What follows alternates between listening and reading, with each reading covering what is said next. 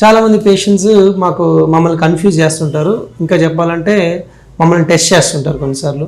So ఉదాహరణకి కొంతమంది రెగ్యులర్గా మేము ఫేస్ చేసే ఇబ్బందులు చెప్తా ఉంటాం.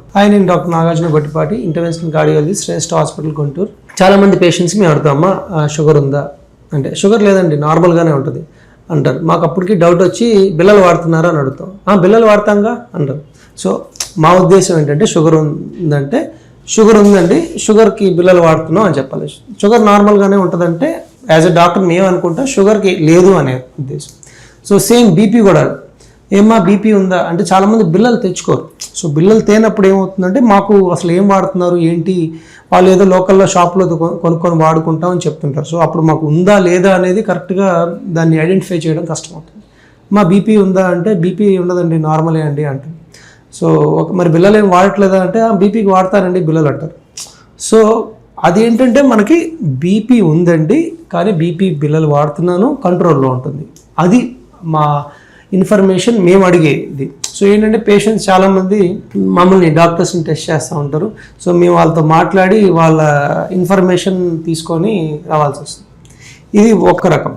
ఇంకొక సెట్ ఆఫ్ పేషెంట్స్ ఎట్లా ఉంటారంటే మేము అడుగుతున్నప్పుడు ఒక మిడిల్ ఏజ్ మ్యాన్, ఒక 60 ఏళ్ళ ఆయన వచ్చారనుకోండి, ఏమయ్యా నువ్వు సిగరెట్ అలవాటు ఉందా అంటే సిగరెట్ అసలు జీవితంలో ముట్టుకోనండి, అసలు మాట్లాడే పని లేదంటారు. సో తర్వాత మరి గుండె జబ్బు వచ్చింది, మరి ఈయనకి ఇంకా వేరే రిస్క్ ఫ్యాక్టర్స్ ఏమైనా ఉన్నాయంటే చూస్తే ఏముండదు. మరి ఎందుకు వచ్చిందండి మరి అంటే తర్వాత అడిగితే వాళ్ళు చెప్తారు పొగ తాగుతాడండి అని చెప్తారు. పొగ తాగేది ఏందయ్యా, మరి పొగ ఏంది నువ్వు తాగేదంటే నేను సుట్ట తాగుతా అంటారు. సో వీళ్ళు సిగరెట్ అంటే సిగరెట్ తాగని అసలు అలవాటు లేదు అసలు ఏమని చెప్తారు.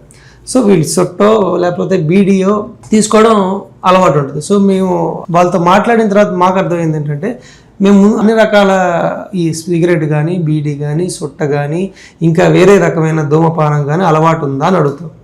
సో అప్పుడు వాళ్ళు బయటపడతారు. అంటే వాళ్ళు ఎంత ఇన్ఫర్మేషన్ మనం ఏం అడిగామో దానికి వాళ్ళకి తెలుసు మనం ఎందుకు అడుగుతున్నాం, కానీ వాళ్ళు మనల్ని అడిగిన వరకే ఇన్ఫర్మేషన్ ఇస్తారు. ఎందుకంటే మోస్ట్ ఆఫ్ ద టైమ్స్ వాళ్ళ ఫ్యామిలీ మెంబర్స్తో వస్తారు, వాళ్ళు కొంచెం ఇబ్బంది పడతారు అది చెప్పడానికి.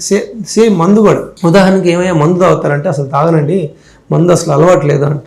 నేను తర్వాత మరి లివర్ ప్రాబ్లమ్స్ ఇవన్నీ ఉన్నాయంటే ఏంటి అంటే బియర్ ఒకటే తాగుతానండి, మందు తాగనంటే. బియర్ కూడా మందే కదా. సో అట్లాగా మేము తర్వాత నుంచి ఒకటి ఈ మందు తాగుతావా, ఆ మందు తాగుతావా, నాటు మందు తాగుతావా అని అడిగి హిస్టరీ తీసుకోవాల్సి వస్తుంది.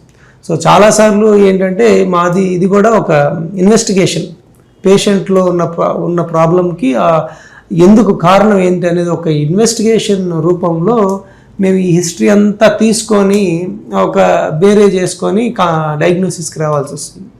సో చాలామంది ఉద్దేశపూర్వకంగా చేయరు, కాకపోతే తెలియక ఇలా చేస్తూ ఉంటారు. మాకు సరదాగా రోజు వాళ్ళ హిస్టరీ అడగడం, మాట్లాడుకోవడం, వాళ్ళతో కొంచెం ఇంటరాక్షన్ అది ఉండడం బాగుంటుంది.